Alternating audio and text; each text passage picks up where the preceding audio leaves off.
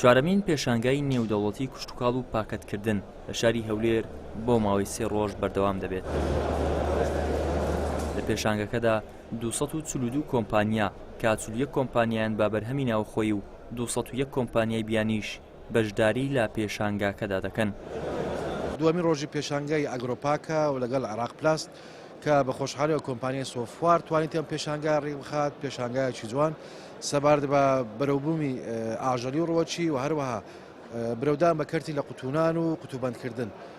تێدا بە زیاتر لە 242 کۆمپانیا بەشدارن لەم پێشانگا کە لە 19 وڵاتەوە هاتوون. بە خۆشحاڵیەوە 41 کۆمپانیای ناوخۆی لەم پێشانگادا بەشدارن. لە هەمان کاتدا ئەو کۆمپانیای کە تێدا بەشدارن بە گۆڕینەوەی ئەزمون لەگەڵ وڵاتانی ئەوروپی لەگەڵ وڵاتانی دراوسێ توانیویانە کاروبار و کاڵای خۆیان بەرەو پێش بن. 201 کۆمپانیای بیانیە لەگەڵ 41 کۆمپانیای ناوخۆی کە کویان دەکاتە 242 کۆمپانیا لە 19 وڵاتەوە لەم پێشانگایان. بەشێک لە کۆمپانیەکان بە بەرهەمی تازە ئەم دەرفەتە داقۆزنەوە بۆ ناساندن و بە بازاڕکردن، بەشێکی تریشیان لە وڵاتانی دیکەوە هاتوون بۆ هەماهەنگی و نمایشکردنی بەرهەمەکانیان. ئێمە کۆمپانیای سەفرا خاوەنی چەندان بڕانی لە ئێران و تووشیا لە دەرەوەی وڵاتەوەکە ئاوردەی دەکەین. مەغزەی تایبەتی خۆمانەیە بەڕادی بە تایبەت دەیگوازن لە بۆ مارکێتەکان.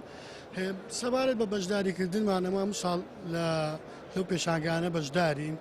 سوودی تایبەتی خۆی مەسەڵەن ئێستامە لە ئەم ساڵ دوو بابەتی دوو ئایتمی تازەمان بۆ هاتووە وەکو ناساندن وەکو مارکتینگ لێکوانە دەیناسێنین. نحن شركة من تركيا مدينة قونيا.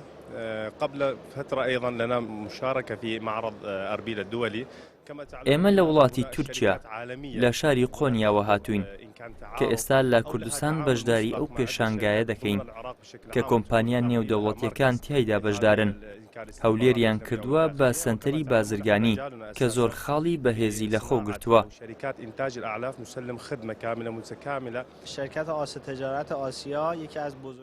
ئێمە لە وڵاتی ئێران هاتوین لە شاری تاران لە هەولێر بەشداری لەو پێشانگایەدا دەکەین. ئەو پێویستیانەی ئێمە بەکاری دێنین سەرجەمیان ئۆریژیناڵن. حەزمان کرد بین و کاڵاکانمان نمایش بکەین بۆ خەڵکی هەولێر و عێراق. بەشێکی تریش لە پێداویستەکانمان ئەڵمانین و ئاستیان زۆر بەرزە. من شركة ابتكار كارتون مصنعة في مجال الكارتون. کۆمپانیای تیکار کە تایبەتە بە دروستکردنی کارتۆن بە هەموو زۆر و شێوەکانیەوە. ئێمە ئێستا لە پێشەنگای نێودەوڵەتی هەولێرین کە دەرفەتێکی باشیان بۆ ڕەخساندوین. المواد الغذائية وجميع الصناعي. ئەم پێشانگایە لە ڕۆژانی 19 تاکو 21 ئەیلول بەردەوام دەبێت و ڕۆژانە خاوەنی کارگەکان و بەڕێوەبەران و کارمەندانی کۆمپانیاکان بە مەبەستی دروستکردنی پەیوەندی بازرگانی و هەماهەنگی دەتوانن سەردانی بکەن. ئیدریس محەممەد، کەناڵی ئاسمانی پەیام، هەولێر.